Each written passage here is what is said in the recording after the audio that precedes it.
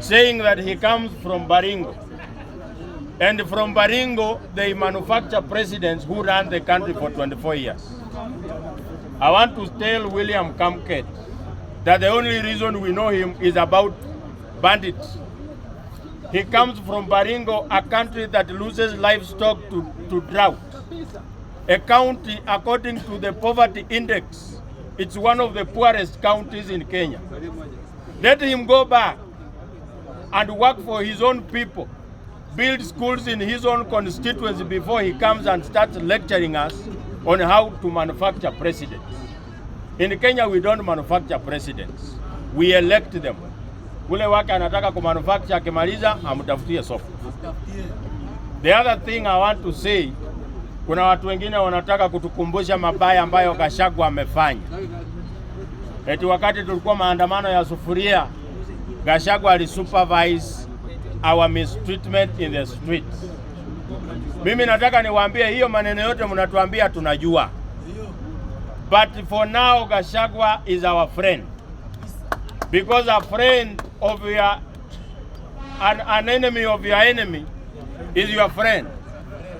For now, Gachagua is an enemy to our enemy. That by default makes him our friend. And we are going to work with anybody who is against William Ruto, hata kama atakuwa ni Saddam Hussein ama Osama bin Laden.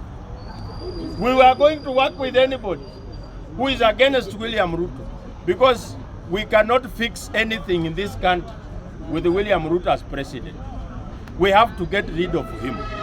That's why leo nimekuja hapa kuambia yule mwizi mwingine wa mahindi anaitwa John Waluke akatembelee kinyozi anyoe yeye, kwa sababu kwake hiyo nywele sio akili, hata kama akili ni nywele. Anatuambia ati watu wanajiabduct. Do you abduct yourself and kill yourself? In this country, for the very first time, we have someone who drowned kando ya barabara.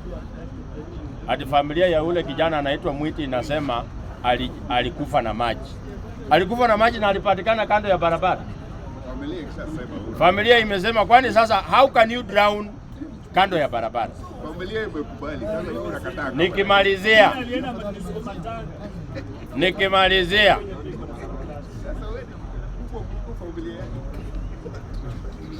Nataka niambia hao wangwana kwamba William Ruto's fate is sealed.